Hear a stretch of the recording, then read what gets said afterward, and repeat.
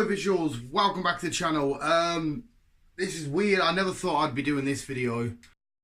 You've all heard and obviously seen the recent news of Stan Lee passing away and stuff, which is, it's shocked not only the comic book world and the pop culture world, but the world in general.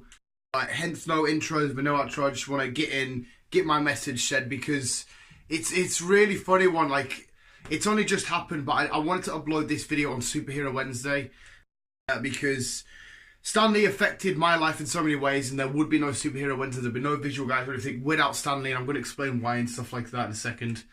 But I wanted to get a video dedicated to him on the part of the channel which is dedicated to a huge part of the world that he's created. Obviously there's Batman and stuff involved and everything, but this symbol right here is the main reason, the main focus point for everything in my life. I'm going to admit myself of being guilty here for something really quick, because I'm quite guilty of, I always say Spider-Man's influenced the way that I am, my personality, the reason why I collect, the reason why I do it. It's all Spider-Man, and I forget that it is from Spider-Man, but there's a meaning behind Spider-Man, and somebody put that meaning there, and I was always guilty of just jumping straight to Spider-Man, not saying, you know, Stan Lee. I mean, obviously I always appreciate and understood Stan Lee created all this, and I was always in love with the guy and stuff, but I was always guilty of just thanking Spider-Man, and sometimes not thanking Stan Lee, which was stupid of me. And I was really heartbroken all through work and stuff like that. And one of the lads at work, they said something to me. They said, "I don't understand how you could be so upset about somebody you never met." And like, I can see where he's coming from, but Stan Lee was such a funny character and such an odd character, in a good way. The way that he did affect people, because yeah, I agree. I didn't know the guy personally, but I knew the guy like just like anybody else knew him, because of what he created and what he influenced. He put his heart and soul into his characters. He put his everything, his all. And I've written another really weird thing that just come right there. I was googling a picture of for Stan Lee to get up there, and if you just Google Stan Lee, the majority of the pictures of him are all smiling, which is absolutely amazing. Because the guy, when you see it again, I didn't know the guy. I know I didn't. It's fine, but I did know the guy at the same time. All comic book readers did. All moviegoers did. So yeah, it's nice to see the fact that you Google his name and he smiled. You see him in interviews, you see him doing stuff. He was always smiling. I've heard Kevin Smith and all that talk about him, saying it would always help you out in any other way that he possibly can. If it was cameo in a film or a bit of writing, a bit of advice, he would always be there for you.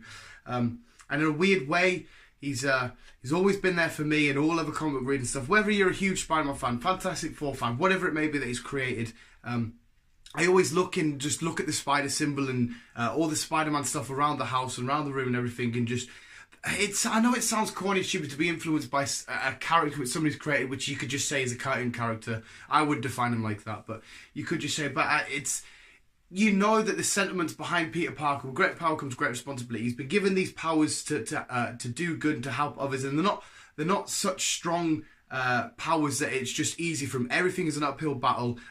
That's why the scene from Spider-Man Homecoming meant so much to us, when he's trapped, the Vulture's trapped him and he's panicking, and he realises who he is when he sees his mask in the puddle.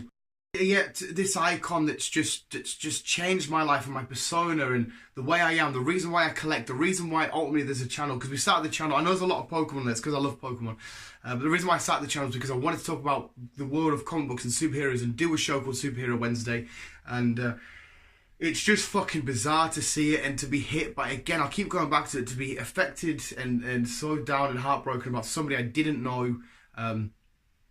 It is really weird. I do understand why people would think that and why people would say that.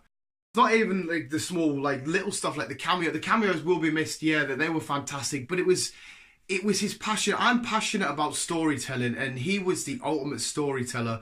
He was passionate about spreading the message of being who you truly are, and making sure you always help others and be the best version of yourself and do everything you can to help other people around you. Be kind, and I feel the same way. I mean, you guys won't have read any or won't realise, because I do write my own little stories. I tell Chris about them and stuff, and I talk about the podcast, but I think storytelling is the most powerful thing that the human race will always have, because it's stories that have started from the beginning of the time near enough they will outlive everybody, whether it's a story in a TV show, a written story, a film, it doesn't matter. And he was the ultimate storyteller, with characters which you could really get behind, with real humanity behind them, with their ups and downs. You could really follow them on a journey, and he did believable characters. I know that sounds stupid, a guy getting back by a spider, but he put the reason why they have these powers in there. I watched, I think it was one of the podcasts of Fat Man and Batman, where he explained why he didn't like Superman and stuff, and why he liked his characters, because it all kind of made sense to him, even though he didn't know science, but it all made sense to him.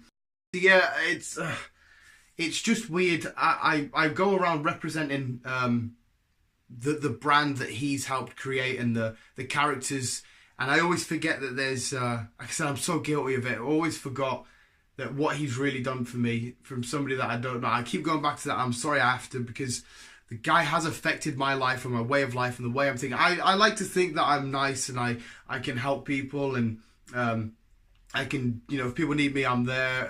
If I can do what I can for people, and I feel like that's come from the stories that I've read about his characters, and ultimately stemmed down from him. And you could see when he would talk about these characters, and the way that he was describing them to people and stuff, that there was so much passion, enjoyment, and love. And there's a quote that he said. I read it. It's about him that I'm gonna absolutely destroy this. I won't say it completely because I will butcher it.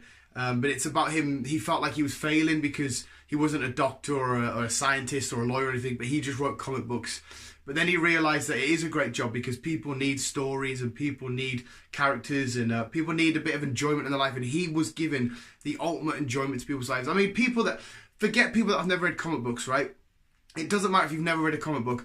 The fact that now that people are starting to realise that this world of I'm going to bring DC into it as well, but this world of superheroes and stuff is amazing, and that they can finally understand why this guy had helped create so many, like Spider-Man and all that.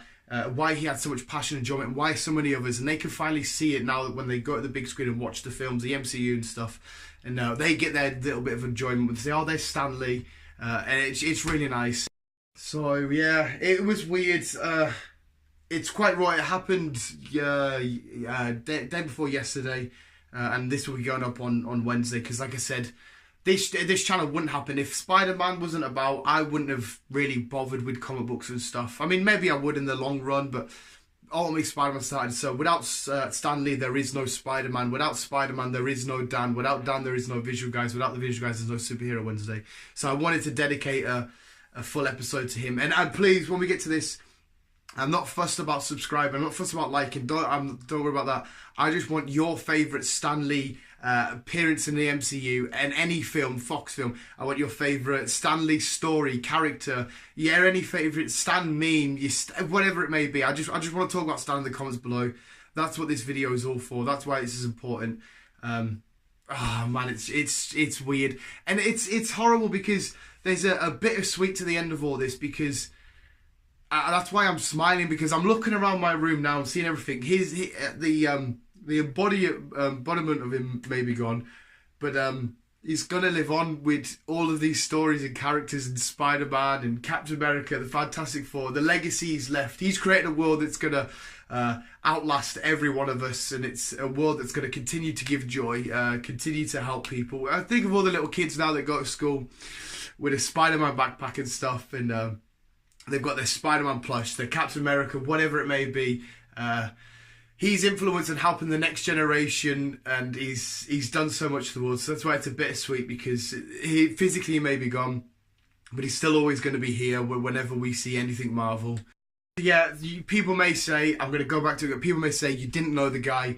Why is it so upsetting? Well, look at the world. Why is the world upset? Because it's not just me that realises how much this guy influenced people in their own different ways. Even if they didn't like comic books or superhero stuff, they could see his passion, his drive as being a great human being, and a great storyteller, and a great person. Again, I urge you to go to Google, just Google Stan Lee, look at him in his interviews, look at him in his cameos, look at the way he interacts with people, the way he talks about his characters, the way he talks about his villains, Doctor Doom and stuff, the interactions that they all have. He was a phenomenal guy. He was an absolute genius. He was a legend. He was the fucking ultimate. The passion of storytelling. I can't get. Oh, that's why again I repeat myself so much, but I don't care. This is why I love storytelling. It's why I love going to the cinema. It's why I love talking about all the little details, the music that's put in, camera angles, all that stuff. Because storytelling is powerful. It's life changing. I don't care. You can watch any film. I don't care if it's a film I like. I don't care if it's a film your mates don't like. Any film can be life changing for you. And the stories will change your life from now on to the end of time. And he was just the king at that. So I don't care if people say you don't know the guy. Why are you getting so upset? Because I did know the guy, I knew his work. In every panel, in every word, he truly meant it. He didn't want to just chuck crap out there and get a comic book done. Ultimately, yes, it probably was a nice paid at the end for him and stuff, and it was a job and all that, but it was a job that he was able to get paid at and he loved, and you could see that with every word he wrote. The Stan Lee soapboxes from ages ago were phenomenal. Like, I've only been able to physically read them online and stuff, but it was nice. It felt personal to you, and again, they were written long before me, but it still felt personal to me. So he had that nice touch, that lasting touch with all of this stuff that he's created that will last forever. So fucking it sucks, and it just sucks because again the embodiment of him's not there. It's gonna be weird not seeing him go down the red carpets when he's interacting with the actors that will play his characters. That's a big thing as well. The actors, whatever Armie Hammer was saying about it was stupid as fuck. Jeffrey D. Morgan put him in his place. So he was on about celebrities tweeting the pictures and stuff because it's their boosting their popularity or fame, whatever. It's like, no, these people have portrayed characters that he's done, and he's obviously had an impact on them. Hugh Jackman's one was fucking beautiful. So to see shit like that being said by another celebrity is fucking ridiculous. And Hugh Jackman had loads to say. I hope he's these actors that play these characters have, for the rest of their lives, what he's taught them and stuff, and their interactions. I hope everybody that's interacted with Stan for face to face or through his media and the stuff that he's made, I hope it lasts with you forever. It's going to last for me forever. The spider symbol, which is for me the ultimate Stan Lee, the ultimate Marvel symbol, will always be held up high. So thank you, Stan. Thank you for everything you've done for me and for everybody around the world. Please let me know in the comments below your favourite Stan thing. Let's keep the Stan conversation going. I don't want it to die off early. I want it to continue for ages to come, our favourite Stan moments. So thank you so much, Stan. You're gone, but you are certainly not forgotten. It really resonates. I will stop now because I feel like I'm going a bit ranty now. The meaning of my ending, keep being you and keep on keeping on. I think Stan Lee was the embodiment of that. The stuff that's happened in his life when his wife passed, you could still see that he knew to just remember all the good stuff. And again, I don't know personally, but it's just what I've read, what I've seen him, how Kevin Smith's described and talked about it. Yeah, he was always the guy that would say probably keep being you and keep on keeping on. I wish I was there face to face to get some Stan advice, but regardless, one last time, Excelsior, enough said.